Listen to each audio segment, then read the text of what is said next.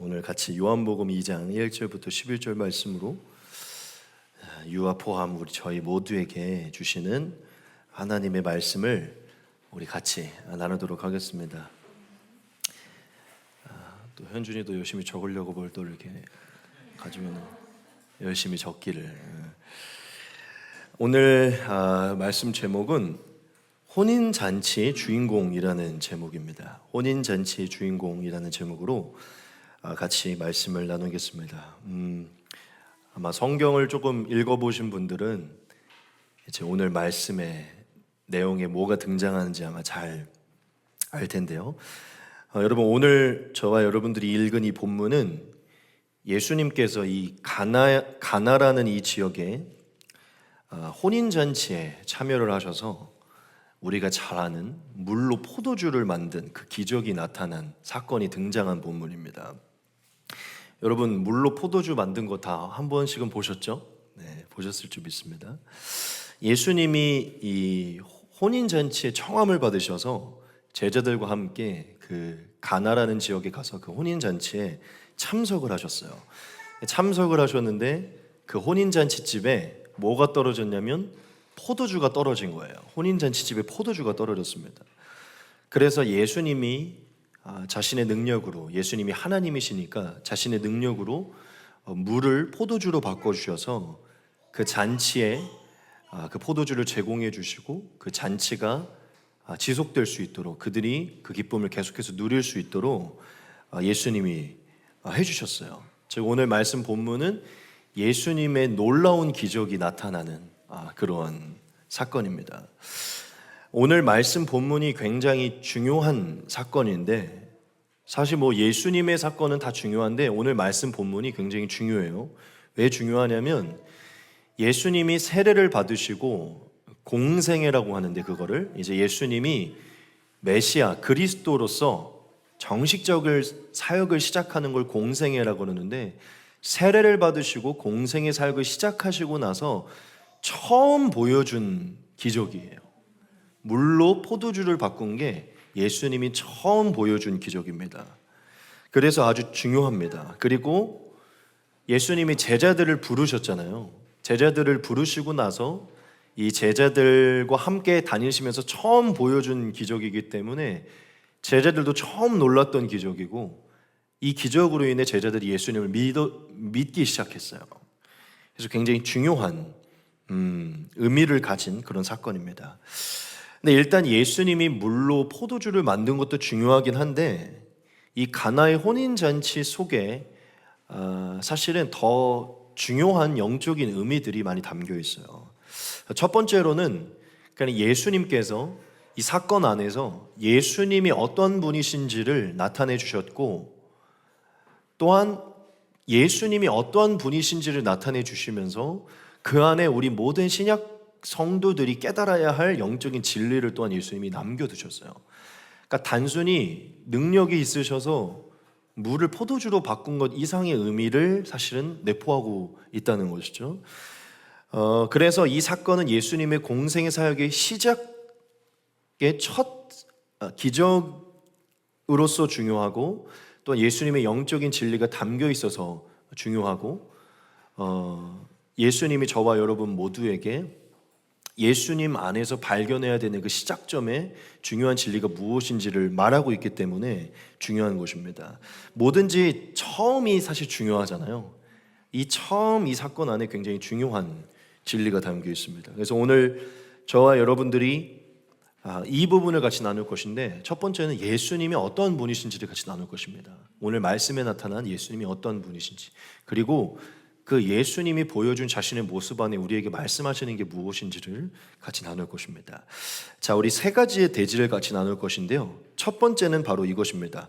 우리 큰 목소리로 같이 한번 우리 읽어볼까요? 같이 한번 읽겠습니다. 시작. 예수님은 우리의 필요를 채워주시는 분. 아멘. 첫 번째로 이 사건 안에서 하나님이 저와 여러분들에게 주시는 메시지는요, 예수님은 우리의 필요를 채워주시는 분이시라는 것입니다. 여러분, 우리가 예수님이 이 혼인잔치에서 물을 포도주로 바꾸셔서 제공하신 이 사건 안에서 우리가 뭘 할 수 있냐면 예수님이 우리의 필요를 채워주시는 분이시다, 이것을 알 수 있어요. 여러분, 예수님이 혼인잔치에 청함을 받아서 그 잔치에 가셨는데, 잔치집에 가셨는데, 근데 예수님이 참여한 그 잔치집에 포도주가 떨어지게 됐어요. 성경은 정확하게 이 문제부터 다루거든요. 정확한 이 문제부터 얘기하고 있어요. 정확하게 뭐라고 기록되어 있냐면 포도주가 떨어진지라라고 기록이 되어 있어요. 말씀을 같이 한번 보겠습니다. 사흘째 되던 날 갈릴리 가나에 혼례가 있어 예수의 어머니도 거기 계시고 예수와 그 제자들도 혼례의 청함을 받았더니 포도주가 떨어진지라. 예수의 어머니가 예수에게 이르되 저들에게 포도주가 없다 하니. 예수님이 잔치집에 가셨는데 그 잔치집에 포도주가 떨어진 거예요. 근데 여러분, 이 당시에 예수님 살았을 당시에 이 포도주가 떨어졌다는 것은요, 굉장히 난처한 상황입니다.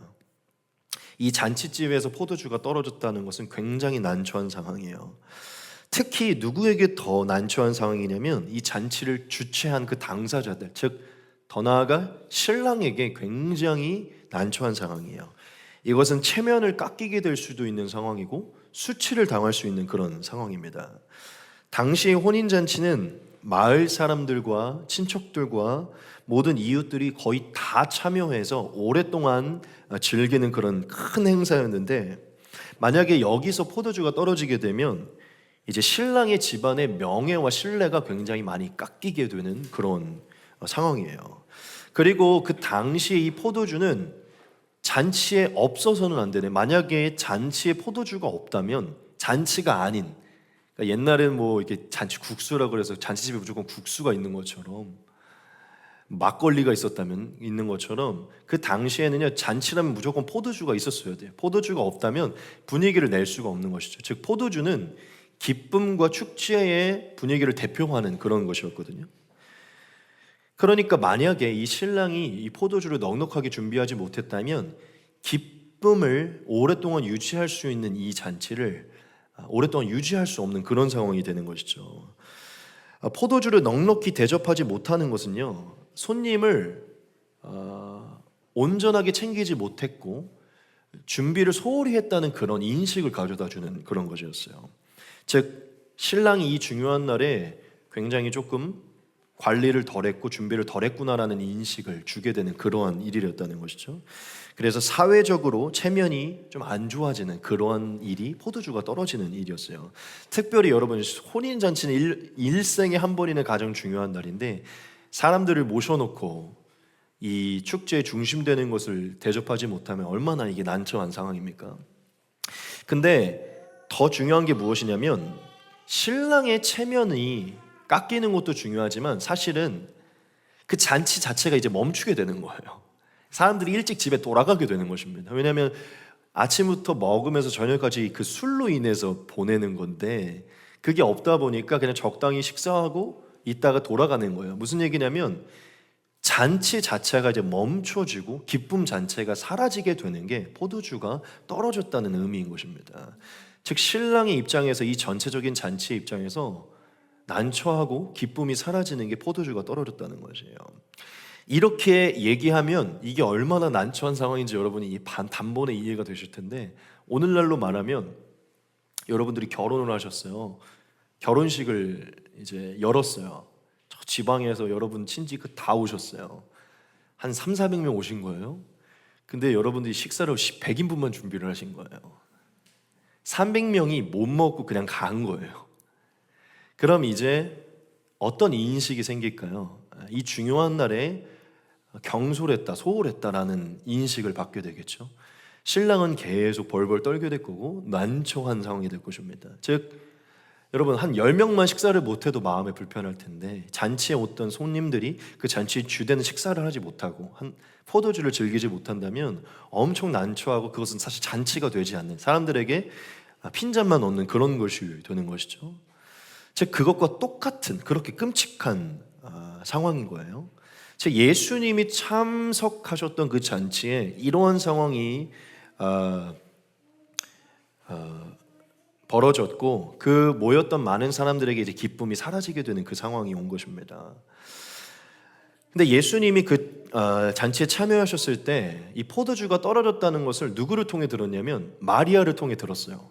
마리아가 이게 전체적인 분위기를 좀 살폈던 것 같아요. 예수여, 보니까 지금 여기에 포도주가 떨어졌어요 라고 이렇게 얘기를 한 거예요.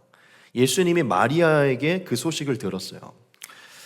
성경을 보면 예수님이 처음에는 이 요청을 들어주지 않을 것처럼 나와는 상관없는 일이다라는 식으로 지금 말씀을 하시지만, 결국에 예수님은 그 요청을 듣고 그것을 그냥 넘기지 못하시고 결국에는 자신의 능력을 가지고 물을 포도주로 바꿔주셔서 그 신랑에게 또 그 잔치에 참여했던 많은 이들에게 다시금 이 잔치를 이어갈 수 있도록, 이 기쁨을 이어갈 수 있도록 제공을 해주셨습니다. 우리가 말씀을 같이 한번 보겠습니다. 거기에 유대인의 정결 예식을 따라 두세 통 드는 돌 항아리 6이 놓였는지라. 예수께서 그들에게 이르시되 항아리에 물을 채우라 하신즉 아기까지 채우니 이제는 떠서 연회장에게 갖다 주라 하시매 갖다 주었더니 연회장은 물로 된 포도주를 맛보고도 어디서 났는지 알지 못하되 물도온 하인들은 알더라. 연회장이 신랑을 불러. 예수님이 통에 물을 가득 담으라고 하고 그것을 포도주로 바꿔주셔서 연회장에게 갖다 주라고 하셨어요. 즉 예수님이 기적을 보이셔서 물을 포도주로 바꿔주시면서 그 부족한 포도주를 다 채워주신 것이죠. 결국 이러한 예수님의 도움으로 인해서 그 잔치에 당사자였던 신랑은 체면을 구기지 않게 됐고, 또 기쁨을 누리기 위해 모였던 많은 이들도 이 기쁨을 멈추지 않게 됐어요. 여러분, 솔직히 말해서 그곳에 있었던 신랑은요, 포도주가 부족했다는 것을 본인이 알고 있었을 거예요. 그렇죠? 굉장히 긴장을 하고 있었을 것입니다. 왜냐하면 전체적으로 분위기를 살피고 지금 사람들이 얼마나 먹고 있는지를 보고 있었을 텐데 포도주가 떨어졌다는 것을 슬슬 신랑은 눈치를 채고 있었을 거예요. 그런데 말씀을 보면 갑자기 연회장이 신랑을 부릅니다. 그 연회를 인도했던 연회장이 신랑을 불러서 뭐라고 얘기하냐면 갑자기 칭찬을 해요. 아니, 포도주를 굉장히 넉넉히 준비를 했고 마지막에 준비한 포도주도 굉장히 좋다 하면서 칭찬을 해요. 아마 이 신랑은 굉장히 좀 당황했을 거예요. 이게 어떻게 된 일이지? 왜냐하면 분명히 포도주가 부족했었거든요. 포도주가 부족했는데 연회장이 불러서 포도주가 넉넉하고 맛도 좋다고 얘기를 하니까 아마 이게 대체 어떻게 된 일이지 하면서 일단은 그냥 웃으면서 넘겼을 거예요. 예, 그냥 이러면서. 하지만 이게 대체 어떻게 된 일인지를 아마 궁금해 했었을 것입니다. 그리고 아마 나중에 잔치가 끝나고 나서 하인들이 와서 얘기를 해줬겠죠. 저기 어떠한 분이 잔치에 왔었는데 그분이 여기에 물을 담으라고 했는데 이게 포도주로 바뀌어서 사실 그것을 갖다 줬다고. 아마 그때 신랑은 알았었을 거예요. 제가 무슨 얘기를 여러분들에게 드리냐면 예수님이 신랑 모르게 이 일을 하셨을 것입니다. 굉장히 은밀히 숨어서 이 기적을 행하시고 그 잔치를 이어갈 수 있도록 신랑이 그 상황을 모면하고 그 잔치가 이어질 수 있도록 예수님께서 행하셨을 것이라는 것이에요. 결국 예수님은 은밀하게 뒤에서 그 신랑을 그 잔치를 도우심으로 그들의 그 기쁨을 이어갈 수 있도록 도와주셨다는 것이죠. 여러분, 제가 이 말씀을 보면서 예수님이 우리의 인생 속에 어떤 분이신지를 다시 묵상을 하게 됐어요. 여러분, 예수님은 저와 여러분의 삶에 함께 하시는 분이십니다. 여러분, 예수님이 이 혼인잔치의 자리에 함께 계셨잖아요. 그렇죠? 이것은 저와 여러분들에게 무엇을 얘기해 주냐면 예수님은 저와 여러분의 삶에 가까이 계신다는 것이에요. 저와 여러분들의 삶에 가까이 계시고 멀리 계신 분이 아니라는 것입니다. 그리고 예수님이 사실은 신경 써주시 않아도 되는 일이었어요. 그렇죠? 자기와 상관이 없는 일이었어요. 남의 그 잔치에 포도주를 채워주는 것은 사실 예수님이 굳이 하지 않아도 되는 일이에요. 하지만 예수님은 그들의 어렵고 난처한 상황을 바라보시면서 예수님이 가지고 있는 그 능력을 가지고 뒤에서 은밀히 숨어서 예수님의 기적으로 그 신랑의 잔치를 이어갈 수 있도록 도와주세요. 여러분, 여기서 우리가 볼 수 있는 예수님은요, 예수님은 우리의 삶에 안 계시는 것 같지만 가까이 계시고 우리의 삶의 현장에 가까이 계시고 신경을 안 쓰시는 것 같지만 우리의 필요를 알고 계신다는 것입니다. 그리고 예수님은 대놓고 드러내시지 않지만 은밀히 뒤에서 우리의 삶에 필요를 채워주고 계신다는 것이에요. 여러분, 저는 이 첫 번째 이 대지에서, 즉 이 말씀을 보면서 이 첫 번째 대지에 관한 이 메시지를 다시금 묵상하게 되는데, 예수님은 저와 여러분들의 삶의 필요를 채워주시는 분이시고, 그 필요를 채워주심으로 인해 저와 여러분의 인생의 잔치를 이어갈 수 있도록 만들어주시는 분이십니다. 잔치는 무엇이죠? 기쁨을 가져다 주는 것입니다. 우리의 삶에 기쁨이 멈추지 않도록 예수님은 뒤에서 은밀하게 우리에게 포도주를 제공해 주는, 즉 필요를 제공해 주시는 분이시라는 것이에요. 여러분, 우리가 인생을 살아가다 보면 우리의 삶에 포도주가 떨어지는 경우가 많이 있어요. 그렇죠? 여러분, 이 신랑의 입장에서 이 포도주를 생각을 해봅시다. 무엇이죠? 그의 인생의 그 찰나에 제일 중요한 거예요. 제일 중요한 겁니다. 그 순간에 제일 중요하고 제일 필요한 것입니다. 예수님이 근데 무엇을 채워주셨냐면, 그 신랑에게 무엇을 채워주셨냐면, 그의 인생의 그 찰나 속에 그가 가장 걱정하고 가장 중요한, 가장 필요한 그것을 예수님이 채워주세요. 없어서는 안 되는 너무나 중요한 그것을 예수님이 채워주신다는 것이죠. 여러분, 우리의 인생의 포도주는 무엇이냐면, 우리의 인생의 순간순간의 그 찰나마다 떨어져서는 안 되는, 없어져서는 안 되는, 사라져서는 안 되는 너무나 중요한 것들을 말하는 것입니다. 우리의 삶에 너무나 필요한 것들, 그것이 사라지게 되면 기쁨이 사라지게 되는 것들, 그것이 사라지게 되면 잔치가 멈추게 되는 것들, 우리의 마음의 기쁨과 미소가 사라지게 되는 것들이 있잖아요. 무언가가 떨어지게 되면, 사실 뭐 가장 그 무엇보다 제일 대표적인 건 돈이죠. 돈 떨어지면 이제 기쁨이 사라지니까요. 이 포도주는 돈을 넘어서서 우리의 삶에 너무나 많은 것을 내포하고 있습니다. 너무나 중요하고 필요한 것들. 저와 여러분들도 인생을 살면서 무언가 이 포도주가 내 인생에 너무 필요한 이 순간에 지금 떨어지는 것들을 보면서 난처해하고 불안해하고, 이것이 없어짐으로 인해 수치와 부끄러움을 느끼게 되는 그런 시간들도 보낼 때가 있었을 것이고, 어쩌면 지금도 그럴 수 있습니다.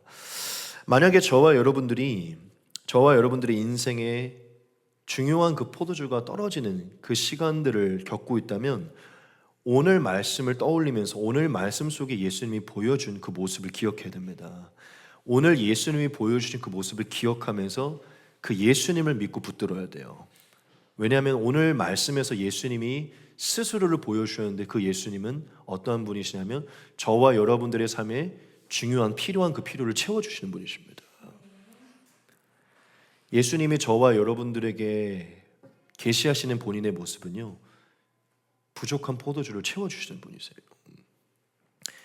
저와 여러분들이 그 필요를 얻어야 인생의 잔치를 이어갈 수 있고, 그 필요를 가져야 기쁨을 이어갈 수 있다는 것을 아시고요, 예수님의 일과 상관없는 일 같지만 예수님은 그 필요를 채워주신다는 것입니다. 저와 여러분들이 기쁨을 빼앗기지 않도록 주신다는 것이죠. 여러분, 예수님은 저와 여러분들에게 기쁨을 주시기 위해서 오셨어요. 믿으십니까? 복음은 기쁜 소식이에요. 기쁨을 주시기 위해 오셨어요. 예수님은 저와 여러분들을 돌보심으로 우리가 그 예수님의 돌보심을 받는 기쁨을 얻도록 우리에게 찾아오시고 하나님의 자녀의 권세를 주신 것입니다. 여러분, 예수님은 전능한 하나님이세요. 그 전능한 하나님이 그분의 손으로 저와 여러분들을 돌보시는 것입니다. 예수님은 저와 여러분들의 삶에 가까이 계시고 필요를 알고 계세요. 그리고 어떠한 상황 속에서도 저와 여러분들에게 그 필요를 채워주십니다. 이 포도주를 허락하신다는 것입니다. 여러분, 어떠한 상황 속에서도, 난처한 상황 속에서도 예수님을 붙드십시오.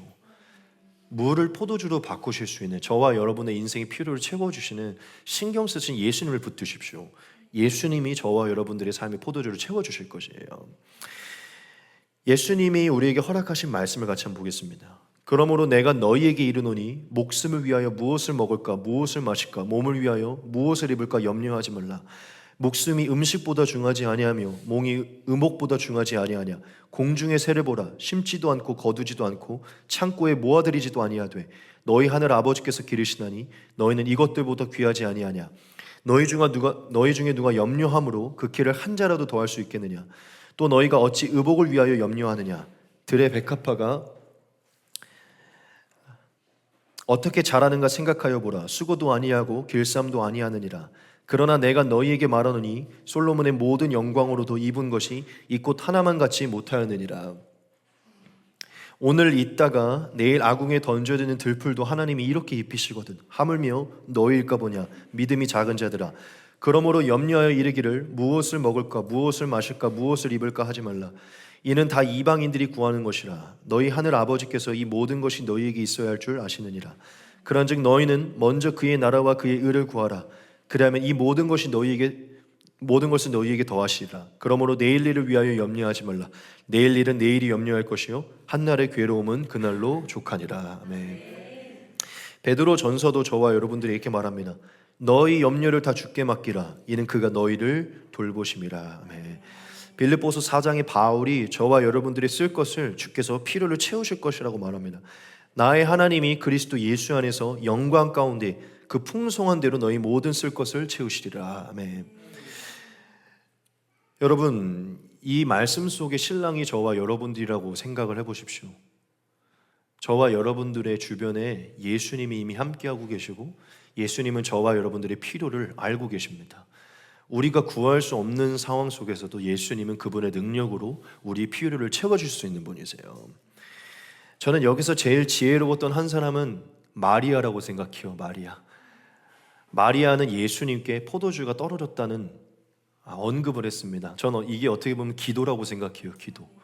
예수님께 말했더니 예수님이 그것을 잊지 못하고 만들어 주신 것입니다.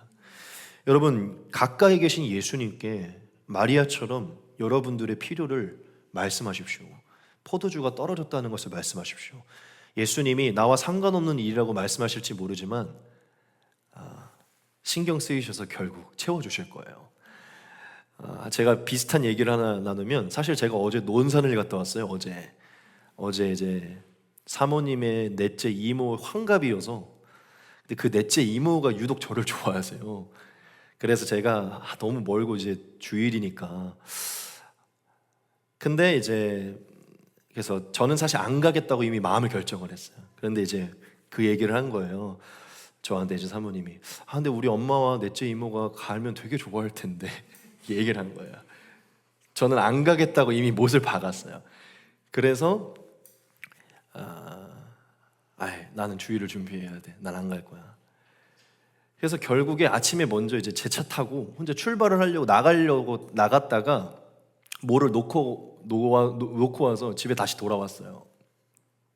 근데 제가 마음에 계속 그게 걸리는 거예요. 그 말이. 결국 그래서 제가 노은산에 같이 갔다 왔어요. 제가 이 얘기를 왜 하냐면, 하나님은 인격이십니다. 저보다 더 선하시고 인자와 자비가 많으세요.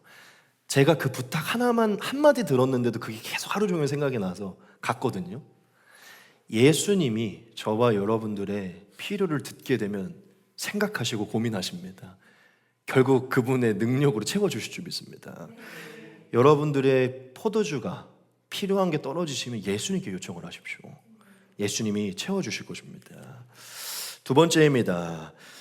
예수님이 저와 여러분들에게 계시하셨는데 이것입니다. 예수님은 우리에게 가장 좋은 것을 주시는 분이시라는 것입니다. 가장 좋은 것을 주시는 분이시다. 여러분, 예수님이 물로 포도주를 만들어 주셨는데, 예수님이 이 포도주를 만드셨을 때 어떤 포도주를 만들었을까요? 퀴즈입니다. 어떤 포도주를 만들었을까요? 성경에 답이 있어요. 뭐라고 나와 있냐면 아주 좋은 포도주를 만들었다고 나와 있습니다. 예수님이 포도주를 만들어 주셨는데 아주 좋은 포도주를 만들어 주셨어요.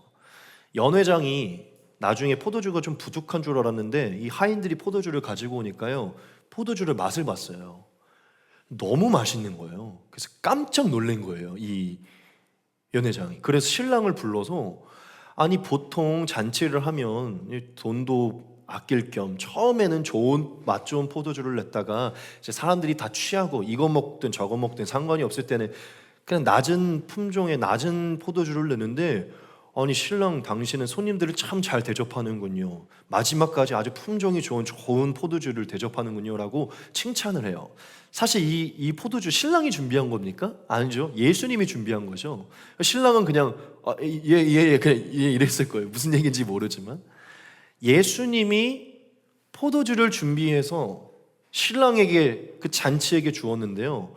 어떤 포도를 줬냐면 맛이 최상급으로 좋은 아주 좋은 포도주를 주신 거예요. 같이 한번 보겠습니다. 연회장은 물로 된 포도주를 맛보고 어디서 났는지 알지 못하되 물동은 하인들은 알더라. 연회장이 신랑을 불러 말하되 사람마다 먼저 좋은 포도주를 내고 취한 후에 낮은 것을 내고는 그대는 지금까지 좋은 포도주를 두었다 하니라. 연회장이 칭찬한 거예요. 너무 좋다 이 포도주가. 마지막까지도 원래 보통 마지막까지는 그렇게까지 두지 않는데 마지막에 갖고 온 그 포도주가 더 좋다라고 해서 칭찬을 한 것이죠. 여러분, 이 포도주를 주신 분이 누구시죠?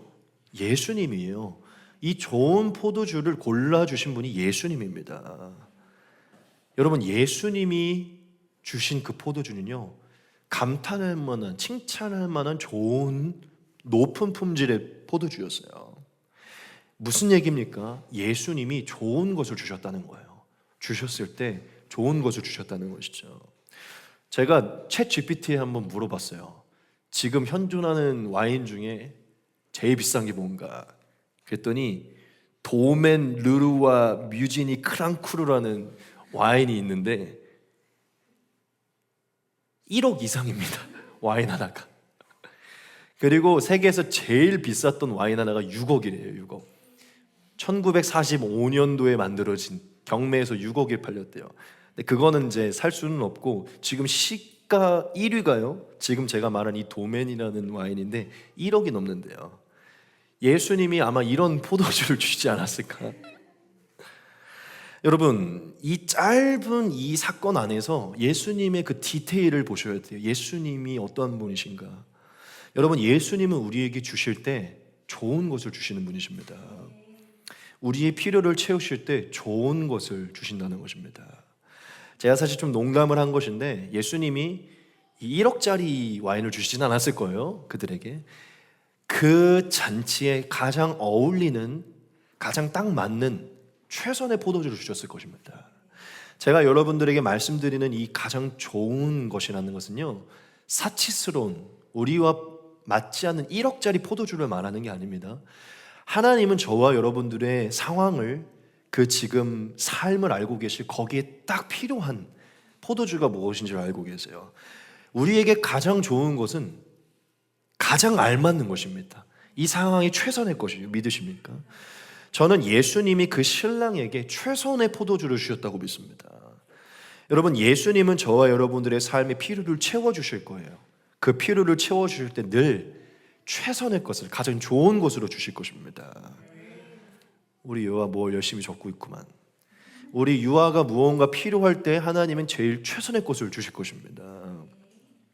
예수님이 살아계실 때 저와 여러분들에게 아버지께서 이러한 것을 주실 것이다라고 말씀하신 적이 있어. 보겠습니다. 구하라, 그리하면 너희에게 주실 것이요, 찾으라, 그리하면 찾아낼 것이요, 문을 두드리라, 그리하면 너희에게 열릴 것이니 구하는 이마다 받을 것이요, 찾는 이는 찾아낼 것이요, 두드리는 이에게는 열릴 것이니라. 너희 중에 누가 아들이 떡을 달라 하는데 돌을 주며 생선을 달라 하는데 뱀을 줄 사람이 있겠느냐? 너희가 악한 자라도 좋은 것으로 자식에게 줄 줄 알거든 하물며 하늘에 계신 너희 아버지께서 구하는 자에게 좋은 것으로 주지 않겠느냐. 네. 하나님이 예수님이 하나님을 말씀하십니다. 아버지시기 때문에 좋은 것을 주실 것이다. 근데 여기서 주의할 게 뭐냐면 구하는 자에게 좋은 것을 주실 것이다. 마리아와 같이 요청한 자에게, 신랑이 요청하진 않았지만 사실 마리아를 통해 요청이 된 것이죠. 필요를 구하는 자에게 좋은 것으로 주실 것이다. 여러분, 예수님은 그 신랑과 그 잔치에 제일 좋은 것을 주셨어요. 저와 여러분들에게 최선의 것을 주시기 원하십니다. 예수님은 저와 여러분들에게 가장 좋은 것을 주시는 분이심을 인식하기 소망합니다. 마지막 세 번째입니다.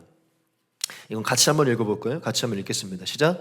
예수님은 영원한 기쁨을 주시는 분. 아멘. 세 번째 대지는요, 예수님은 영원한 기쁨을 주시는 분이시라는 것입니다. 사실 어떻게 보면 지금 우리에게는 이 부분이 제일 중요할지도 몰라요. 첫 번째 대지, 두 번째 대지도 참 중요하지만 이 세 번째 대지가 제일 중요할지도 모릅니다. 저와 여러분들이 이 가나의 혼인잔치의 말씀을 묵상할 때 예수님이 필요를 채워주시는 분이시고 또 그 필요를 주실 때 좋은 것을 주시는 분이심을 아는 것도 중요하지만 사실 그것을 넘어서서 오늘 마지막 이 부분을 정확히 깨달으셔야 돼요. 영원한 기쁨을 주시는 분이시라는 것입니다.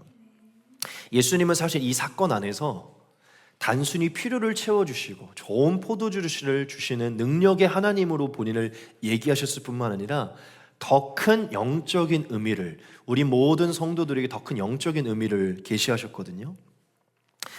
그럼 주님이 저와 여러분들에게 계시한 그 상황이 무엇일까요?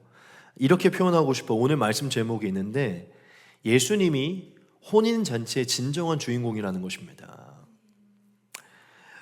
그게 무슨 의미냐면 예수님만이 저와 여러분들의 인생의 잔치를, 기쁨을 영원히 지속할 수 있는 주인공이시라는 것이에요. 예수님은 오늘 이 가나의 혼인잔치의 이 메시지 안에서 저와 여러분들에게 이 메시지를 주고 있습니다. 제 얘기를 듣고 나면 제가 무슨 얘기를 하는지 이해가 되실 것인데요. 여러분, 사실 오늘 이 혼인잔치는 정말 1차적으로 봤을 때 그 한 신랑과 신부의 혼인잔치, 그 동네의 잔치이긴 하지만요, 영적인 의미, 이 복음의 큰 의미 안에서 봤을 때요, 이 혼인잔치는 우리의 인생을 의미합니다. 우리의 인생을 의미하는 것이에요. 여러분, 우리는 인생을 살아갈 때 어떤 인생을 살기를 원하죠? 네, 잔치하는 삶을 살기를 원합니다. 그렇죠? 우울하게 살려고 하는 사람 없잖아요. 다 잔치하고 싶어 하죠. 인생에서 제일 큰 잔치는 사실 혼인잔치인데 가장 행복한 시간이죠. 무엇을 의미하냐면 저와 여러분들은 다 이 잔치하는 것처럼, 혼인의 때처럼, 신혼의 때처럼 기쁜 삶, 행복한 삶, 이 기쁨이 멈추지 않는 삶을 살고 싶어요. 모두가 다. 근데 여러분, 우리의 인생이 어떻죠? 늘 잔치가 지속되는 것 같습니까? 그렇지 않아요? 마치 포도주가 떨어지는 것처럼 오늘 가나의 혼인잔치에서 포도주가 스물스물 떨어졌던 것처럼요, 저와 여러분의 인생의 기쁨도요 점점 사그라듭니다. 이 포도주가 무엇을 의미하는 것일까요? 저와 여러분들이 인생을 기쁘게 만들고 행복하게 만들고 잔치하기 위해 만들려고 구비했던 많은 것을 의미합니다. 우리가 우리의 인생을 기쁘게 만들려고 막 구비하고 보충했던 것들, 그게 바로 포도주예요. 여러분, 우리는 우리의 인생을 즐겁게 하고 잔치하게 하려고 많은 포도주를 준비합니다. 근데 그 포도주는요 결국 조금씩 떨어져 가요. 없어진다는 것이죠. 포도주가 상징하는 기쁨과 축제처럼 저와 여러분들의 인생의 기쁨과 행복은요 영원하지 않고 점점 사그라듭니다. 저와 여러분들이 준비했던 그 포도주들은요 사실 영원한 기쁨을 가져다 주지는 못해요. 여러분, 혼인잔치에서 떨어져 가던 이 포도주는 영원할 것 같지만 영원치 않았던 기쁨을 상징하는데, 이것은 이 많은 것들을 상징합니다. 여러분, 우리는 사랑을 통해 영원히 기뻐할 거라고 생각해요. 그게 부모의 사랑이든 배우자의 사랑이든 친구의 사랑이든. 하지만 이 사랑도요 결국에는 영원한 기쁨과 만족을 주지 못하고 영원히 행복하지 못하고 사그라들어요. 포도주처럼. 사람도, 우리의 주변에 있는 사람이 영원히 날 기쁘게 할 것 같지만 사람도 사그라듭니다. 나이도 점점 사그라들어요. 청춘도, 건강도 사그라들어요. 직업도, 일도 점점 사그라들어요. 이제는 나를 찾지 않아요. 인기도, 외모도 사그라듭니다. 명성도, 즐기던 쾌락도 다 사그라들어요. 능력도, 관심도 사그라들어요. 그리고 가장 마지막, 우리의 생명이, 영원히 즐거운 이 땅의 삶을 살 것 같지만 우리의 생명도 포도주처럼 결국 늙어가고 죽음으로 들어갑니다. 우리의 생명도 점점 포도주처럼 사라지고 식어져 간다는 것이에요. 여러분, 가나의 혼인잔치는요 영원할 것 같은 잔치를 상상했던 우리의 인생을 의미해요. 거기서 떨어졌던 포도주는 그 잔치가 점점 꺼져가는 우리의 인생, 사망으로 메말라가는 우리 인생을 말합니다. 그런데 이런 우리의 인생으로 비유되는 이 혼인잔치에 누가 이 잔치를 완성시켜 주시죠? 예수님이 완성시켜 줍니다. 꺼져가던 잔치, 꺼져가던 기쁨을 누가 완성시켜 주시냐면 예수님이 완성을 시켜 주세요. 여러분, 우리의 인생에 꺼져가는 기쁨, 소망, 모든 희망들을 유지시켜 주는 분은요, 예수님입니다. 예수님이 나타나셔서 포도주를 공급해 주심으로 이 잔치와 이 기쁨이 유지되는 것이에요. 여러분, 이것이 저와 여러분들에게 무엇을 의미하는 줄 아십니까? 저와 여러분들의 인생의 진짜 참된 혼인잔치의 완성은 예수님을 통해 이루어진다는 것입니다.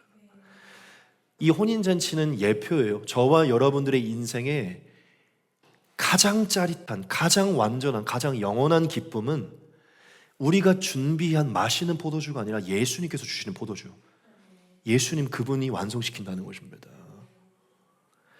오직 예수님만이 저와 여러분들에게 마르지 않는 잔치와 기쁨을 가져다 주시고 마르지 않는 포도주, 진정한 기쁨을 가져다는 포도주를 예수님만이 주신다는 것이에요.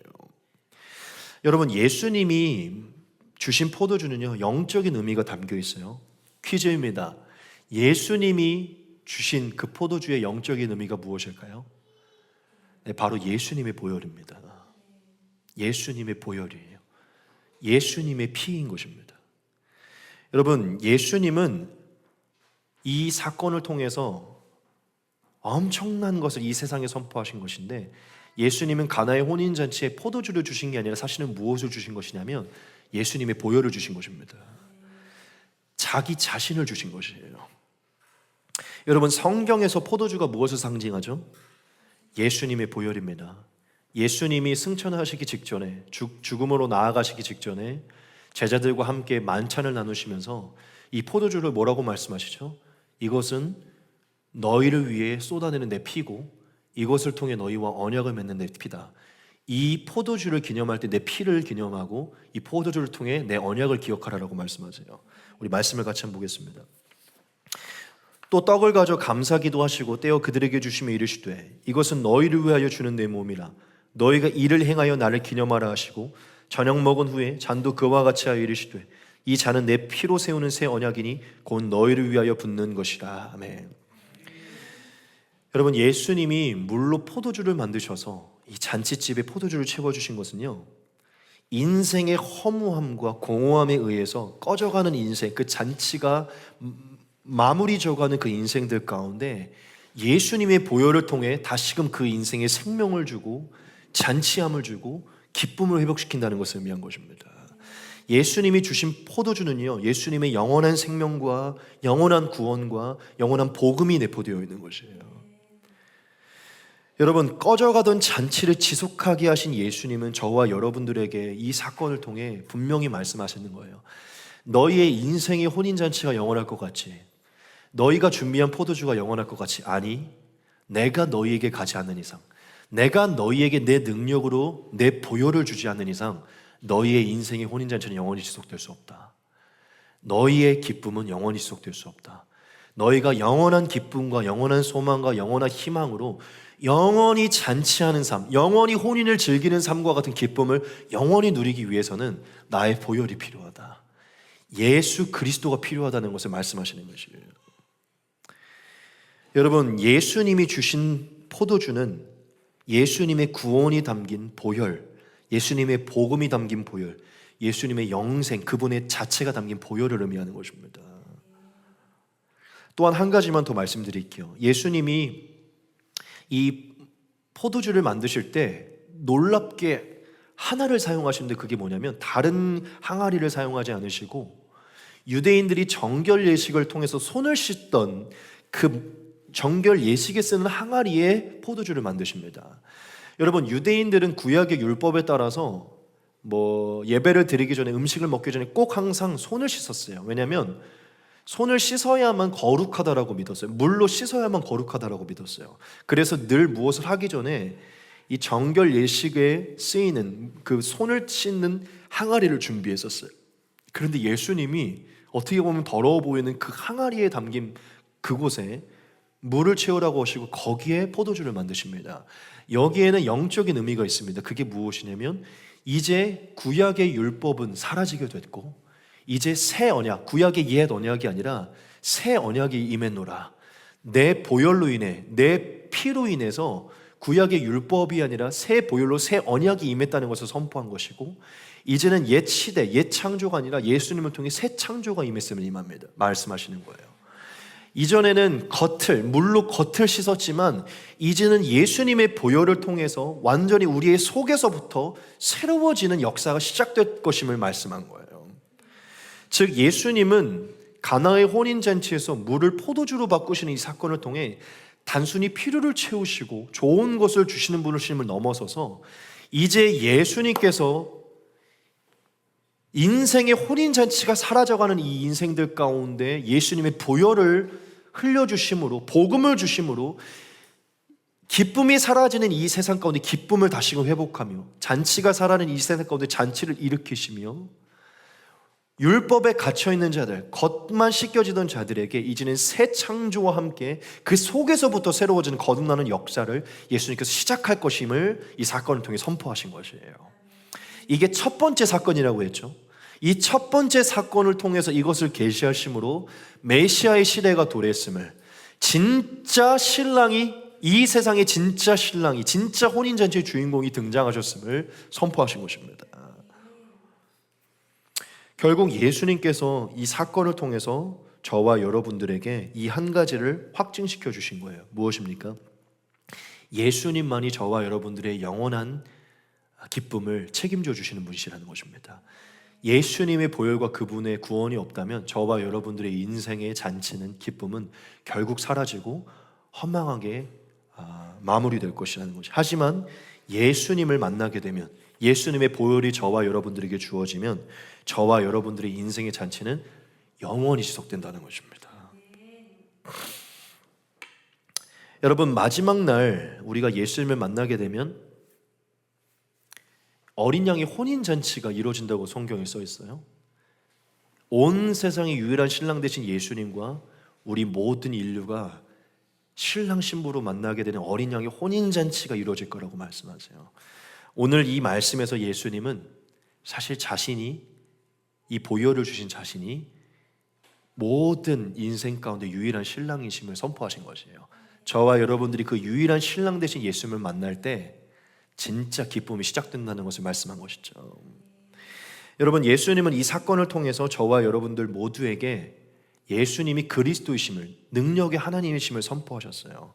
그리고 다른 것이 아니라 이제 그 예수님을 믿고 그 예수님 자체를 진정한 기쁨으로 얻기를 저와 여러분들에게 말한 것입니다. 여러분, 예수님이 이 표적을 보여주셨을 때 제자들이 이렇게 반응을 했습니다. 예수께서 이 첫 표적을 갈릴리 가나에서 행하여 그의 영광을 나타내심에 제자들이 그를 믿으니라. 제자들이 이 표적을 통해서 예수님을 믿게 됐어요. 여러분, 예수님이 물로 포도주를 만들어서 이 계시를 주신 것은요, 저와 여러분들의 유일한 신랑이며 그리스도의 구원자가 예수님을 깨닫고 그분만이 영원한 기쁨을 주신다는 것을 깨닫고 저와 여러분들이 그분을 믿고 따르기를 원하는 것입니다. 이제 말씀을 마칠 것인데요, 여러분, 저와 여러분들의 인생의 필요를 채우셔야 돼요. 예수님께 아뢰셔야 됩니다. 그리고 인생의 포도주가 부족할 때마다 그분의 좋은 것으로 채워주신 역사를 경험하셔야 돼요. 근데 한 가지만을 여러분들에게 말씀드릴게요.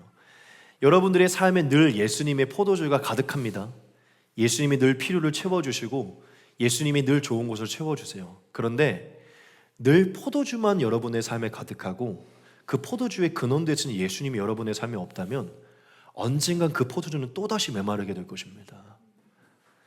언젠간 또다시 여러분들이 요청했던 그 포도주는 메말라 갈 것이라는 거예요. 우리가 예수님께 뭘 요청하고 뭘 요청하든 그것은 결국 또 사라지게 될 것이에요. 여러분, 예수님이 저와 여러분들에게 포도주를 채워주시고 그 필요에 좋은 것을 채워주시는 것은요, 당연히 우리에게 채워주시고자 하는 것도 있지만 그 채워주시는 분, 그 모든 것의 근원 되시고 영원한 포도주로 영원한 기쁨을 가져다 주신 그 예수님을 확실하게 믿고 받아들이기 위함이에요. 그 예수님 안에만 모든 것이 있고 모든 기쁨이 있음을 확실하게 깨닫게 하기 위함이에요. 여러분, 예수님께 포도주를 요청하시되 포도주만 마시고 예수님을 거부하지 마시고 포도주를 통해 예수님의 손길을 경험하셨다면 예수님을 마시십시오. 그분의 보혈을 마시시고 그분을 얻으시기 소망합니다. 예수님을 소유하면 여러분이 가지려고 하는 포도주는 늘 얻을 수 있습니다. 영원한 생명, 영원한 나라까지 얻는 거예요. 그것이 저와 여러분들에게 영원한 구원을 가져다 주는 것입니다. 여러분, 우리의 인생에 아무리 많은 포도주를 쌓아놓고 예수님께 아무리 많은 포도주를 쌓아놓는다고 하더라도요, 예수님을 만나지 못하면 우리는 마지막 날 사라지는 것입니다. 우리의 인생에 포도주가 없다고 하더라도 예수님의 보혈이 우리의 삶에 있으면 우리는 영원히 사는 것입니다. 믿으십니까? 예수님은 저와 여러분들에게 더 중요한 예수님의 보혈을 마시고 예수님 자체를 먹고 마시기 위해 그것으로 영원히 목마르지 않은 기쁨을 주시기 위해 우리의 필요를 채우시는 거예요. 예수님을 믿게 하기 위해. 믿으십니까?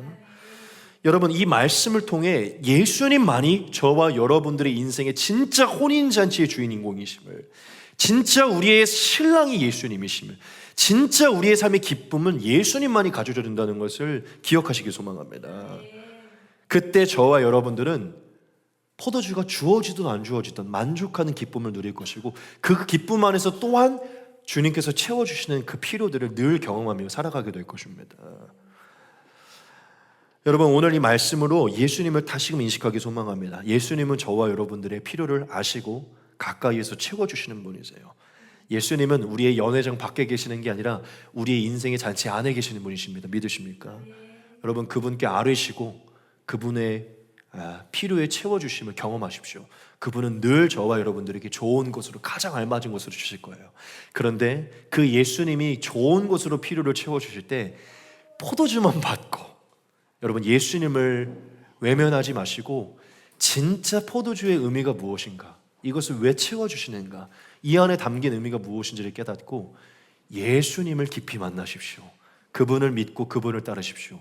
예수님 안에 영원한 포도주가 있고 영원한 잔치가 있고 영원한 기쁨이 있는 것입니다. 할렐루야. 저와 여러분, 늘 예수님 때문에 잔치가 메마르지 않은 인생 사시기를 소망합니다. 우리의 혼인잔치 진정한 주인공은 예수님이십니다. 할렐루야. 우리 같이 기도하며 나아가겠습니다.